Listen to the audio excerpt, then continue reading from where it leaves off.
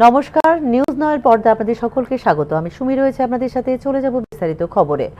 আগামী ৪ মে অনুষ্ঠিত হবে নিট স্নাতক ২০২৫ পরীক্ষা। এক্ষেত্রে ত্রিপুরায় থাকবে ১১টি পরীক্ষা কেন্দ্র।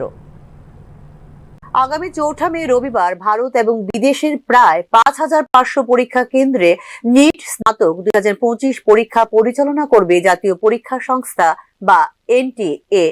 গত বছর ৫৭১টি শহরে ৪,৭৫০টি কেন্দ্রে অনুষ্ঠিত হয়েছিল এই পরীক্ষা। এই বছর ভারতের ৫৫২টি শহর এবং ১৪টি আন্তর্জাতিক স্থানে অনুষ্ঠিত হবে পরীক্ষা। শিক্ষা মন্ত্রণালয়ের তত্ত্বাবধানে ১৮০টি কেন্দ্রীয় প্রতিষ্ঠানকে দায়িত্ব দেওয়া হয়েছে কেন্দ্রগুলির প্রস্তুতি যাচাই করার। ত্রিপুরায়ও মোট ১১টি সেন্টার থাকবে নিট পরীক্ষার জন্য। আগরতলায় থাকবে 10টি সেন্টার, ধলাই জেলায় থাকবে একটি পরীক্ষা সেন্টার।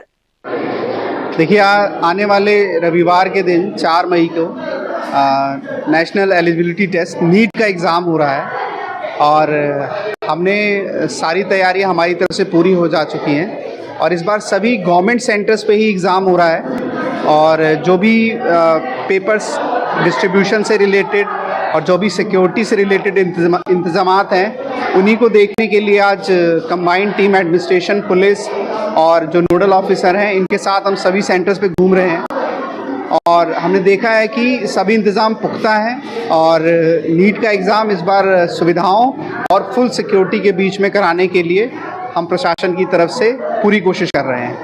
প্রার্থীদের প্রাথমিকভাবে তাদের প্রথম পছন্দের ভিত্তিতে কেন্দ্র বরাদ্দ করা হয়েছে, যার ফলে বেশ কয়েকটি শহরে সম্প্রসারণ হয়েছে পরীক্ষা কেন্দ্র। এনটিএ কর্মকর্তাদের মতে প্রায় ৯০% কেন্দ্র সরকার পরিচালিত প্রতিষ্ঠানে অবস্থিত, যার মধ্যে রয়েছে কেন্দ্রীয় বিদ্যালয়, জওহর নবোদয় বিদ্যালয় এবং রাজ্য সরকারি স্কুল। পরীক্ষা কেন্দ্রগুলির নিরাপত্তা দেখতে দায়িত্ব দেওয়া হয়েছে পুলিশ প্রশাসনকে। जैसा कि आप देख सकते हैं, मैं और डीएम साहब आए हैं जॉइंट विजिट के लिए। हम लोग पूरा सेंटर्स को देख रहे हैं, कोई भी लूप होल नहीं होना चाहिए और पूरा डिटेल में हम लोग सिक्योरिटी अरेंजमेंट कर रहे हैं, तो कोई भी प्रॉब्लम नहीं होना चाहिए और कुछ भी सिक्योरिटी लैप्स नहीं होना पाए, ऐसे ही हम लोग पूरा अरेंजमेंट करेंगे और आशा है ये एग्ज़ाम बहुत अच्छा तरीके से जाएगा। फुल सिक्योरिटी के हम लोग पूरा कोशिश करेंगे फुल सिक्योरिटी देने के लिए। ইতিমধ্যে ৮ই মে থেকে শুরু হতে যাওয়া সিইউইটি ইউজি ২০২৫ সালের তারিখপত্র এখনো মুলতবি রয়েছে।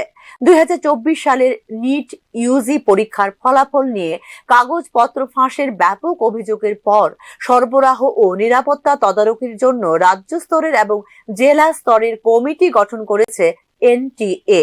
এবার পরীক্ষা কেন্দ্র চূড়ান্ত করার আগে জেলা ম্যাজিস্ট্রেট, পুলিশ সুপার এবং ঊর্ধ্বতন স্থানীয় কর্মকর্তাদের সাথে করা হয়েছিল পরামর্শ। জেলা সমন্বয়কারীদের সাথে নির্বিঘ্নে পরীক্ষা পরিচালনা নিশ্চিত করার জন্য যৌথভাবে ব্যবস্থা তদারকি করবে এই কমিটি। এক্ষেত্রে নিট ইউজি ২০২৫ সম্পর্কিত সন্দেহজনক কার্যকলাপ রিপোর্ট করার একটি পোর্টালও চালু করেছে এনটিএ। ব্যুরো রিপোর্ট, নিউজ নাও। কমলপুর সীমান্তে বিএসএফ এর বিমাতৃসুলভ আচরণে ক্ষোভ প্রকাশ করেছেন মহকুমার সীমান্ত এলাকার মলয়ার বাসিন্দারা। এক্ষেত্রে সীমান্তবাসীদের প্রতি বিএসএফ এর বিরুদ্ধে উঠেছে হয়রানির অভিযোগ। শুধু তাই নয়, কাঁটাতারের ওপারে ভারতীয় ভূখণ্ডে গৃহপালিত প্রাণীদের চারণের অনুমতি দিচ্ছে না বিএসএফ। অভিযোগ গ্রামবাসীদের। শুধু তাই নয়, চেকিং এর সময় মহিলাদের ক্ষেত্রেও শারীরিকভাবে চেকিং করছেন পুরুষ জওয়ানরাই বলেও অভিযোগ করেন সংশ্লিষ্ট মলয়ার বাসিন্দারা। সার্বিক বিষয় নিয়ে মঙ্গলবার কমলপুর মহকুমা শাসকের কাছে ডেপুটেশন প্রদান করল মলয়ার বাসিন্দারা। तो हमारी गांव का कोई गाय बकरी जो भी हो, यानी कि फेंसिंग के उस पार बांधने की कोई इजाज़त नहीं है हमारी, लेकिन बांग्लादेश वालों को हर तरह का सुविधा है। वैसे वालों ने सुविधा दे रखा है। वो लोग को गाय बकरी जो भी हो उधर आके खड़ा है, खिला रहा है, पिला रहा है। वो लोग को बांग्लादेश के आदमी ला के काम भी करा रहा है। फेंसिंग के काम जो है, घास साफ करना, ये करना, वो करना, वो लोग करा रहा है, लेकिन हमारी गांव वालों को कोई सुविधा नहीं है। अच्छा। और हमारी गांव का कोई भी लेडीज़ जब भी बाजार से आए, बिना लेडीज़ कांस्टेबल का ये बेसेब वाला चेकिंग कर रहा है। तो ये सब परेशानी जो है ये हम लोग झेल नहीं पा रहा। उसकी वजह से हमारी जो है एसडीएम सर के पास आया हूँ हम लोग ऑब्जेक्शन डालने के लिए हम लोग को इंसाफ चाहिए। টিবিএসসি মাধ্যমিক এবং দ্বাদশ মানের পরীক্ষার ফলাফল ঘোষণা করা হবে বুধবার। এদিন বেলা 12টায় ফলাফল ঘোষণা করবে ত্রিপুরা মধ্যশিক্ষা পর্ষদ। ত্রিপুরা মাধ্যমিক শিক্ষা পর্ষদ পরিচালিত 2025 সালের দশম ও দ্বাদশ শ্রেণীর ফলাফল ঘোষণা হবে বুধবার। দুপুর 12টায় একটি সংবাদ সম্মেলনে দশম এবং দ্বাদশ মানের পরীক্ষার ফলাফল ঘোষণা করবে টিবিএসসি। একই সাথে 2025 সালের মাদ্রাসা ফাজিল এবং মাদ্রাসা আলিম পরীক্ষার ফলাফলও ঘোষণা করবে ত্রিপুরা মধ্যশিক্ষা পর্ষদ। ত্রিপুরা বোর্ড পরীক্ষায় অংশগ্রহণকারী শিক্ষার্থীরা তাদের টিবিএসসি মাধ্যমিক এবং উচ্চ মাধ্যমিক পরীক্ষার ফলাফল টিবিএসসির অফিসিয়াল ওয়েবসাইট tbsc.tripura.gov.in এর মাধ্যমে জানতে পারবে বলেও জানিয়েছে ত্রিপুরা মধ্যশিক্ষা পর্ষদ। ত্রিপুরা বোর্ডের দশম ও দ্বাদশ শ্রেণীর পরীক্ষা 2025 সালের পাশ করার জন্য শিক্ষার্থীদের প্রতিটি বিষয়ে পেতে হবে কমপক্ষে 30 নম্বর, সর্বমোট পেতে হবে ন্যূনতম 150 নম্বর। যে সকল শিক্ষার্থী এক বা দুটি বিষয়ে অকৃতকার্য হবে কিন্তু মোট 150 নম্বর অর্জন করে তাদের টিবিএসসি দশম পরিপূরক পরীক্ষায় করতে হবে অংশগ্রহণ। এক্ষেত্রে যারা দুটির বেশি বিষয়ে অকৃতকার্য হবে পরের বছর আবার পরীক্ষায় অংশগ্রহণ করতে হবে তাদের। গত বছর টিবিএসসি দ্বাদশ শ্রেণীর মোট পাশের হার ছিল 79.27%, যেখানে পরীক্ষায় অংশ নিয়েছিল 25,350 জন। অন্যদিকে ত্রিপুরা বোর্ডের দশম শ্রেণীর ফলাফলের 33,739 জন শিক্ষার্থী পরীক্ষায় অংশ নিয়েছিল এবং পাশের হার ছিল 87.54%। উল্লেখ করা যেতে পারে ত্রিপুরা মধ্যশিক্ষা পর্ষদের 2025 সালে দ্বাদশ শ্রেণীর পরীক্ষা শুরু হয়েছিল 24শে ফেব্রুয়ারি। মাধ্যমিক পরীক্ষা শুরু হয়েছিল 25শে ফেব্রুয়ারি থেকে।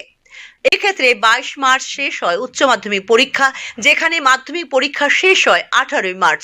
এ বছর উচ্চ মাধ্যমিকের মোট পরীক্ষার্থীর সংখ্যা 25,345, যেখানে এ বছর মাধ্যমিক পরীক্ষায় মোট পরীক্ষার্থীর সংখ্যা 33,732 জন।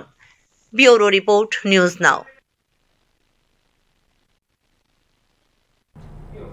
রাজ্যের বিভিন্ন দপ্তরে রয়েছে 51,000 শূন্য পদ, অথচ এক্ষেত্রে কোনো পদক্ষেপ নিচ্ছে না রাজ্য সরকার। কর্মী স্বল্পতায় থুকছে সরকারি দপ্তরগুলি।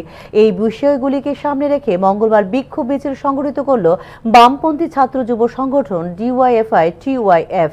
কর্মসংস্থান, দুর্নীতির অবসান, নেশা ও নেশা কারবারিদের বিরুদ্ধে কঠোর ব্যবস্থা গ্রহণের দাবিও ছিল এই বিক্ষোভ মিছিলের অন্যতম উদ্দেশ্য বলে জানিয়েছে ছাত্র যুব সংগঠনের নেতৃত্ব।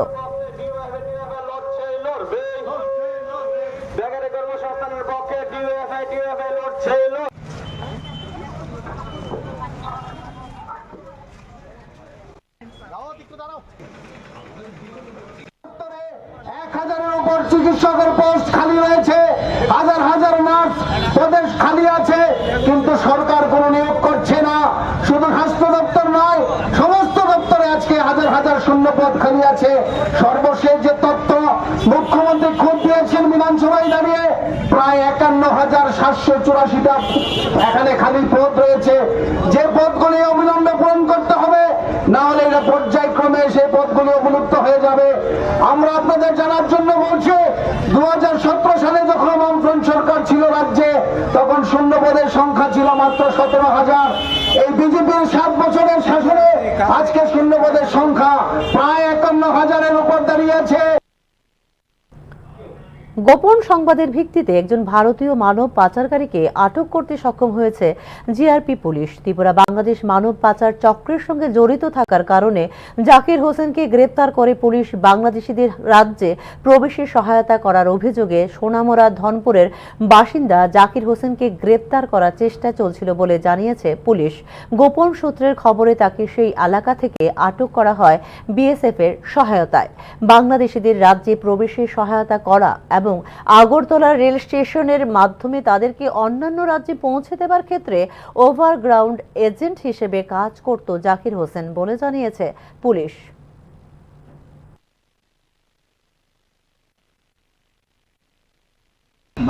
বাংলাদেশ থেকে যারা অবৈধভাবে বর্ডার ক্রস করে মানে আগরতলা রেল স্টেশন হয়ে বৈরাজে যাওয়ার চেষ্টা করতো, তাদেরকে সাহায্য করতো বিভিন্নভাবে, বর্ডার ক্রস করাতো এবং থাকা খাওয়ার ব্যবস্থা করতো। তো ওই সূত্র ধরে আমরা একটা কেসে সে ওয়ান্টেড ছিল।